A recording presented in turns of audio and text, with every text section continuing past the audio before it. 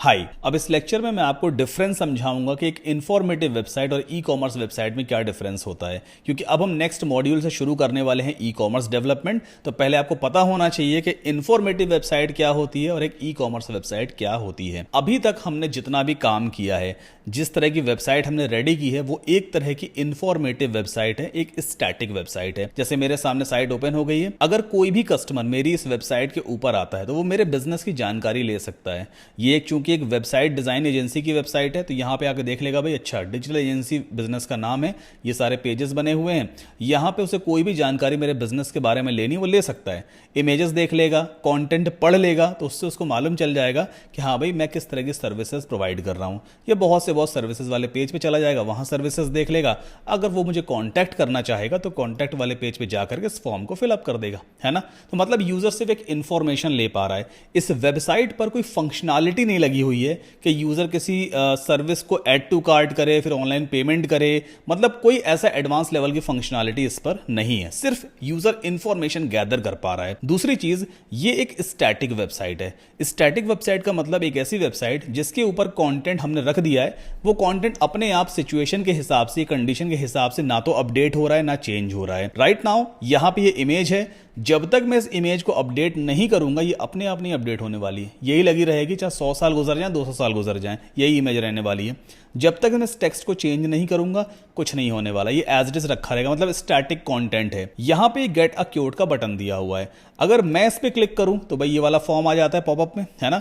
आप क्लिक करोगे तो भी फॉर्म आ जाएगा। 100 लोग और भी अगर इस बटन के ऊपर क्लिक करेंगे तो सेम फॉर्म सामने आने वाला है। ऐसा नहीं होगा मेरे सामने कुछ और फॉर्म आ रहा है, आपके सामने कुछ और आएगा, किसी और के सामने कुछ और आएगा। एक ही स्टैटिक कंटेंट सभी को दिखाई दे रहा है। अगर इस तरह का कंटेंट किसी भी वेबसाइट में मौजूद है जो एडमिन के अलावा अपने आप चेंज नहीं हो रहा है, अपने आप अपडेट नहीं हो रहा है, यूजर आके उसमें कोई फंक्शनैलिटी वगैरह परफॉर्म नहीं कर पा रहे हैं, कोई मतलब डायनेमिक टाइप की चीजें नहीं हो रही हैं, तो इस तरह की वेबसाइट एक स्टैटिक वेबसाइट कहलाती है। ये इफेक्ट वगैरह लगा लेने से या बैनर स्लाइडर लगा लेने से वेबसाइट डायनेमिक नहीं बन जाती है। ठीक है, कंटेंट तो सेम है ना, कंटेंट के बेसिस पे हम डिसाइड करते हैं कोई वेबसाइट डायनेमिक है या वो स्टैटिक है। तो अभी तक हमने एक स्टैटिक इंफॉर्मेटिव वेबसाइट बनाना सीखा है, और इस तरह की वेबसाइट का आप मार्केट में कम से कम 10,000 रुपए आराम से चार्ज करो। 5 पेज की वेबसाइट का 10,000 रुपए आराम से मिल जाता है। तो ये चूंकि एक बेसिक इंफॉर्मेटिव वेबसाइट है। अब बात करते हैं ई कॉमर्स स्टोर की। आपने ऑनलाइन शॉपिंग तो डेफिनेटली की होगी, है ना। मेरे पास एक डमी वेबसाइट है ये। अब ये एक ई कॉमर्स वेबसाइट है,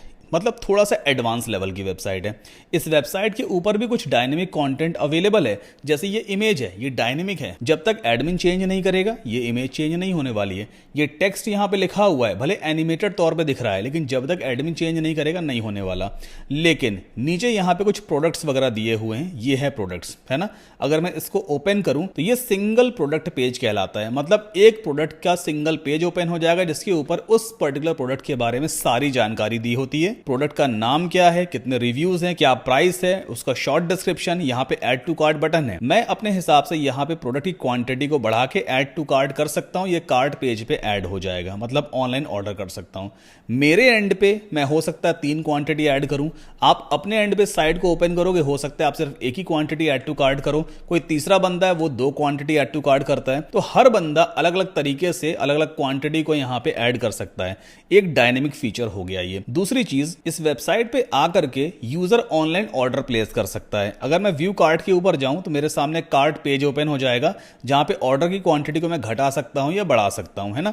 यहां पे सब टोटल देखो दिखाई देता है। क्वांटिटी के बेसिस पे यहां पे टैक्स भी कैलकुलेट होगा। अभी मैं आपको बताऊंगा टैक्स वगैरह कैसे हम लगा सकते हैं, वो सब हम ई कॉमर्स वाले मॉड्यूल में सीखेंगे। बट फिलहाल अभी मैं समझना कि ई कॉमर्स टाइप की साइट कैसी साइट होती है। यहां पे कूपन डिस्काउंट सिस्टम भी होता है। आप खुद से कूपन कोड क्रिएट कर सकते हो, यूजर को शेयर कर दो, वो अप्लाई करेगा तो कुछ डिस्काउंट वगैरह मिलता है। वो डिस्काउंट भी हम खुद ही डिसाइड करते हैं कि हमें एक प्रोडक्ट पे कितना डिस्काउंट देना है। प्रोसीड टू चेकआउट किया, बिलिंग पेज आ जाएगा, यूजर अपनी सारी डिटेल को फिलअप कर सकता है। अभी फिलहाल यहाँ पे नेटवर्क प्रोटोकॉल एरर इसलिए आ रही है क्योंकि अभी ये साइट बेसिकली लाइव नहीं चल रही है, स्टेजिंग साइट है ये, तो चेकआउट पेज वगैरह यहाँ पे नहीं आ रहा है। तो ये इस तरह की जो वेबसाइट होती है जिसके ऊपर आप किसी भी प्रोडक्ट को लिस्ट आउट कर सकते हो, प्रोडक्ट्स को ऐड कर सकते हो बैकएंड से। वो प्रोडक्ट डायनेमिकली इस तरह से आपके फ्रंट पेज पे दिखते चले जाते हैं। जितने भी चाहो उतने प्रोडक्ट प्रोडक्ट आप क्रिएट करो बैकएंड से, सारे प्रोडक्ट आपके फ्रंट एंड में इस तरह दिखते जाएंगे। यूजर वेबसाइट पे आकर के अपनी रिक्वायरमेंट के हिसाब से क्वांटिटी को ऐड करके ऑर्डर प्लेस कर सकता है। तो ये बेसिकली एक डायनेमिक साइट कहलाएगी, एक ई कॉमर्स वेबसाइट है ये। तो अब नेक्स्ट मॉड्यूल से हम एक ई कॉमर्स वेबसाइट बनाना सीखेंगे, और अभी तक हमने ये वाला डोमेन नेम यूज किया है wpsikho.com, जिसके ऊपर हमने एक बेसिक वेबसाइट बनाना सीख लिया है। इंफॉर्मेटिव वेबसाइट में जो जो फीचर्स एसेंशियल होते हैं, मैंने कोशिश की है कि वो सारे फीचर्स आपको एक्सप्लेन कर सकूं।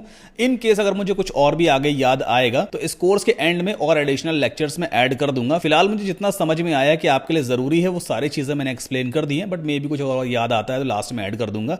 अब हम अपना ई कॉमर्स वाला मॉड्यूल शुरू करते हैं, और ई कॉमर्स वेबसाइट को मैं बिल्कुल एक फ्रेश डोमेन पे बनाऊंगा। डोमेन नेम है thekitchengeek.com। ये भी मेरे पास एक डोमेन नेम ऑलरेडी पड़ा हुआ है, तो इस डोमेन के ऊपर एक बिल्कुल फ्रेश ई कॉमर्स वेबसाइट बनाना सीखेंगे।